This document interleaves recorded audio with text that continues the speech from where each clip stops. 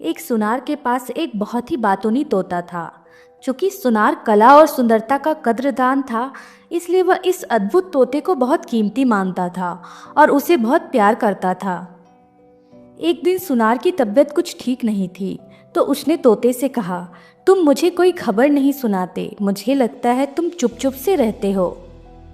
तोता बोला, ठीक है, मैं सुनाता हूँ। अब तक मैं ऐसा करने से डर रहा था कि कहीं ऐसा ना हो कि तुम मेरे मुंह से कोई ऐसी बात सुन लो जो तुम्हें अप्रिय लगे। सुनार बोला, उसकी चिंता तुम मत करो, तुम मुझे सब बता दो जो तुम्हें कहना हो। अगली सुबह सुनार को पास के शहर में व्यापार के लिए जाना था। वहां जाने से पहले उसने अपनी पत्नी से कहा कि उस दिन उसके लिए वह एक मुर्गा पकाए, जिसमें से आधा वह खा ले और बाकी आधा गर्म उसके लिए रखा रहने दे। पत्नी ने उसके कहे अनुसार स्वादिष्ट मुर्गा पकाया, पर उसे इतनी जोर की भूख लगी थी और मुर्गा इतना स्वादिष्ट बना था कि वह अपने आप को उसे पूरा खाने से रोक ही नहीं सकी। सुनार जब शाम को घर लौटा तो उसने उससे पूछा कि उसका मुर्गा कहाँ है। पत्नी ने बहाना बनाते हुए कह दिया कि वह तो बिल्ली खा गई। सुनार, जो हमेशा शांत रहता था, बोला, अच्छा, तब तो कुछ नहीं किया जा सकता है। तुम मुझे कुछ और खाने को दे दो, क्योंकि मुझे बहुत तेज भूख लगी है। मैंने व्यापार के दौरान कुछ भी नहीं खाया। पत्नी खाना बनाने चली गई। जब वह रसोई में थी तो सुनार तोते के पास गया और बोला, ओ मेरे प्यारे तोते, बता आज की क्या खबर है। तोता बोला, तुम्हारी पत्नी ने तुमसे झूठ बोला। मुर्गे को बिल्ली ने नहीं खाया, बल्कि वह खुद खा गई। मैंने खुद उसको सारा मुर्गा खाते हुए देखा है। जाहिर है पत्नी ने तोते की इस कथन को सरासर झूठ बताया और सुनार ने घर में शांति बनाए रखने के लिए पत्नी की बात पर विश्वास करने का बहाना बनाया। अब यह भी साफ था कि पत्नी ऐसी चिड़िया को अपने घर में रखने के बिल्कुल पक्ष में नहीं थी। वह उससे बिल्कुल भी खुश नहीं थी, क्योंकि तोता उसकी छोटी छोटी चालाकियों या छिपाए हुए कामों, जैसे दुकान में किसी ग्राहक को कम तोलना या आभूषण में मिलावट करना, को उजागर कर देता। वह चिड़िया उसके पति को उसकी हर बात की खबर देती रहती थी।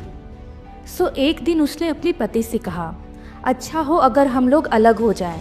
ऐसा लगता है यह तोता ही अब तुम्हारे लिए सब कुछ है। तुम्हें मुझसे ज़्यादा अब उसके ऊपर विश्वास है। मैं यह सब और सहन नहीं कर सकती। या तो तुम मुझे बाहर निकाल दो या फिर इस तोते को बाहर निकाल दो। हम तीनों अब एक छत के नीचे शांति से नहीं रह सकते। सुनार अपनी पत्नी को बेहद प्यार करता था। जब उसने यह सुना तो वह बहुत दुखी हुआ। उसने अपनी पत्नी से वादा किया कि वह तोते को बेच देगा।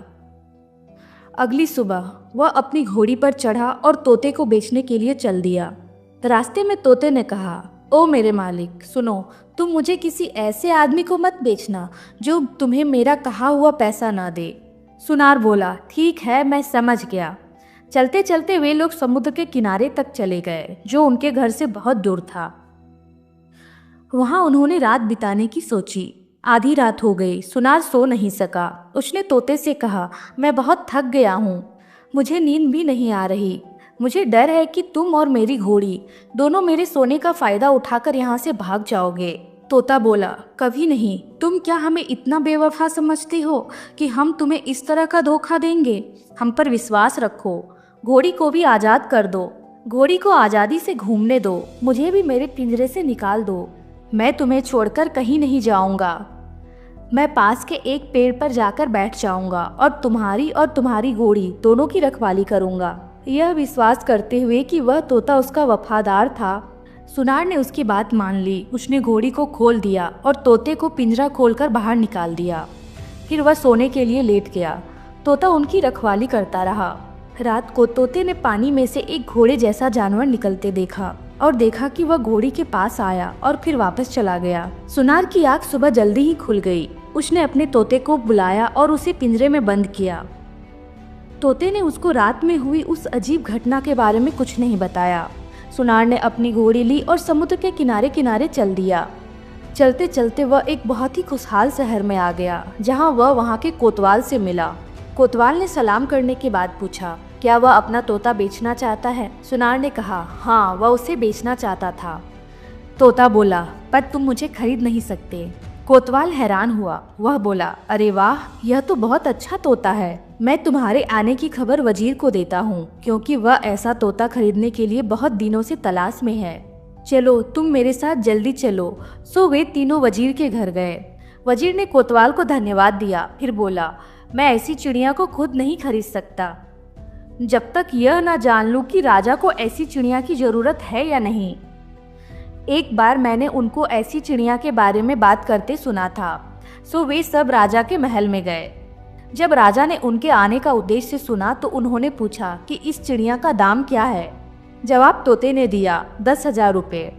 राजा चिड़िया की साफ आवाज सुनकर इतना खुश हुआ कि उसने तुरंत ही सुनार को 10,000 रुपये देकर वह चिड़िया खरीद ली। इतना सारा पैसा पाकर सुनार बहुत खुश हुआ। उसने तुरंत अपने शहर लौटने का मन बनाया ताकि इस धन से अपनी सुनारी की दुकान के लिए सबसे बेहतरीन सोना और जवाहरात खरीद सके।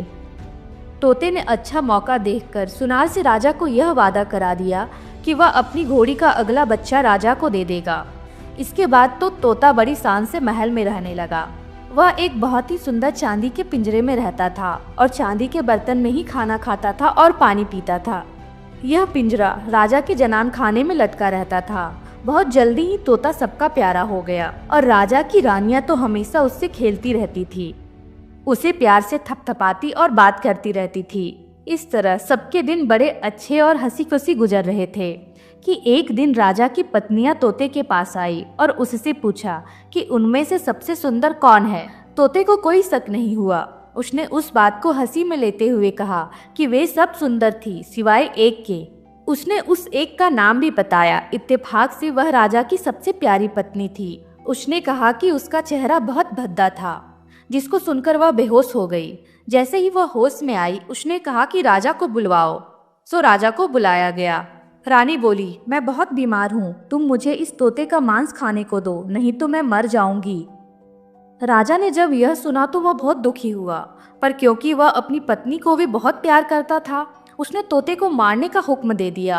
बेचारी चिड़िया बोली, राजा साहब, मेहरबानी करके मुझे 6 दिन की मोहलत दे दीजिए, मैं जहाँ चाहूँ वहाँ जा सकूँ। उसके बाद मैं वादा करता हूँ मैं अपनी पूरी वफादारी के साथ आपके पास लौट आऊँगा, फिर आप जो चाहें मेरे साथ कीजिएगा। राजा ने उसको इजाज़त दे दी और चेतावनी दी कि वह 6 दिन के बाद जरूर वापस आ जाए। तोते को आज़ाद कर दिया गया और वह तुरंत ही उड़ गया। वह अभी वहाँ से बहुत दूर नहीं गया था कि वह 12,000 तोतों से मिला। वे सब एक ही दिशा में कहीं जा रहे थे। राजा का तोता चिल्लाकर बोला, रुक जाओ, तुम सब कहाँ जा रहे हो? वे बोले, हम सब एक ऐसे देश जा रहे हैं जहाँ एक राजकुमारी हमें मोती और मिठाई खाने को देती है। तुम अगर हमारे साथ चलना चाहो तो तुम भी हमारे साथ चलो। राजा का तोता राजी हो गया और वह भी उनके साथ उस राजकुमारी के देश चल दिया। वे जल्दी ही उस टापू पर पहुंच गए और वहां उनका उसी तरह से स्वागत हुआ जैसा कि उन 12,000 तोतों ने उससे कहा था। जब सब खा पी चुके तो सारे तोते वहां से वापस आने के लिए उड़े, पर राजा का तोता बीमार पड़ गया। वह जमीन पर लेट गया। उसको वहां लेटा देखकर राजकुमारी बाहर आई और उससे पूछा, ओ सुंदर चिड़िया, तुम्हें क्या हुआ? क्या तुम बीमार हो? सो राजकुमारी उसको अपने महल में ले गई। वहां ले जाकर उसने उसके लिए एक छोटा सा घोंसला बनाया और खुद उसकी देखभाल करने लगी। तोता बोला, राजकुमारी जी, आप बहुत दयालु हैं और बहुत अच्छी हैं, मगर मेरे मालिक राजा साहब, जिनका राज्य उत्तर से दक्षिण और पूरब से पश्चिम तक फैला हुआ है, वह इस टापू पर भी है। वो तो मोती और मिठाई अपने घोड़ों को खिलाते हैं। काश आप उनको जान पाती। आप उनसे शादी कर लीजिए, क्योंकि वह आपके लायक हैं और आप उनके लायक हैं राजकुमारी जी। तोते की बात सुनकर राजकुमारी बहुत खुश हुई। वह दौड़ी दौड़ी अपने पिता के पास गई और उनसे प्रार्थना की कि वह ऐसे राजा से एक बार मिलना चाहती है और अगर मुमकिन हो तो शादी करना चाहती है। राजा बोला, मैं तुम्हें इस तरह वहाँ नहीं जाने दे सकता, पर हाँ, मैं उस राजा को एक चिट्ठी लिखूंगा और उसे इस तोते के हाथ भिजवा दूंगा। मैं उस राजा से कहूँगा कि वह एक निश्चित दिन शादी के लिए आ जाए। राजकुमारी राजी हो गई और तोते को एक चिट्ठी लिखकर राजा के पास भिजवा दी। तोता 5वें दिन शाम को राजा के पास पहुंचा और वह चिट्ठी उसको दी। राजा बोला, तुम ठीक समय पर आ पहुंचे। तोता जोर से बोला, राजा साहब, मुझे मत मारना। आपकी रानी ने मुझसे पूछा कि मैं उनके बारे में क्या सोचता हूँ, तो मैंने उसका जवाब दे दिया।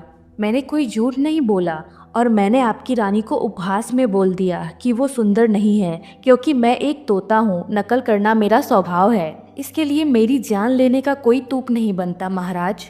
अगर आपकी रानी को किसी दिन आपकी बातें भी अच्छी नहीं लगी तो वो षड्यंत्र करके आपको भी मरवा सकती है। नो रानी आपके लायक नहीं है महाराज। मैं आपके लिए एक नेक दिल और दयालु राजकुमारी का संदेश लाया हूँ, आप उससे विवाह कर लीजिए। राजा बोला, तुम बहुत न्यायपूर्ण बोल रहे हो और तुमने हमारे साथ हमेशा ईमानदारी का व्यवहार किया है, पर मैं उस टापू पर पहुंचूंगा कैसे जहां ये लोग रहते हैं? तोता बोला, आप चिंता ना करें। अगर आप उस सुनार को हुक्म करें जिसने मुझे आपको बेचा था, तो वह अपनी घोड़ी का बच्चा आपको दे देगा। उस पर बैठकर आप इस समुद्र को आसानी से पार कर सकेंगे। राजा बोला, अच्छा ठीक है, और सुनार से उसकी घोड़ी का बच्चा भेजने के लिए कहा। अब सुनार तो पहले से ही अमीर हो चुका था और राजा का बहुत आभारी था। उसने बिना किसी ना नुकुर के वह बच्चा राजा साहब को भेज दिया। राजा उस घोड़े पर चढ़े और तोते को साथ लेकर उस टापू की तरफ चल पड़े जिस पर राजकुमारी रहती थी। जब राजा समुद्र के किनारे पहुंचे तो इतना बड़ा समुद्र देखकर तो वह नाउम्मीद हो गए और वापस जाने लगे। उन्होंने तोते से पूछा, इतना बड़ा समुद्र हम कैसे पार करेंगे? तोता बोला, इस समुद्र को पार करने में कोई परेशानी नहीं आएगी महाराज। आपका यह घोड़ा कोई साधारण घोड़ा नहीं है। इस पर सवार होकर आप आसानी से इस समुद्र को पार कर सकते हैं। आप डरिए नहीं। इसको पानी में हाँक दीजिए। राजा ने तोते की बात का विश्वास करके उस घोड़े को पानी में हाँक दिया और वह जल्दी ही उस टापू पर पहुंच गए। टापू के राजा ने उनका दिल से स्वागत किया और राजकुमारी तो उनको देखकर बहुत खुश हुई। राजा भी राजकुमारी को देखकर बहुत खुश हुआ और देखते ही देखते दोनों में प्यार भी हो गया और जल्दी ही शादी भी हो गई। उसके बाद राजा और रानी अपने आखिरी दिनों तक कोसी कोसी रहे।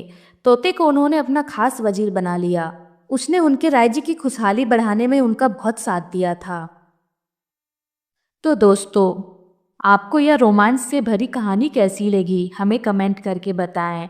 और ऐसे ही कहानियों को देखने के लिए मेरे चैनल को सब्सक्राइब करना ना भूलें। धन्यवाद।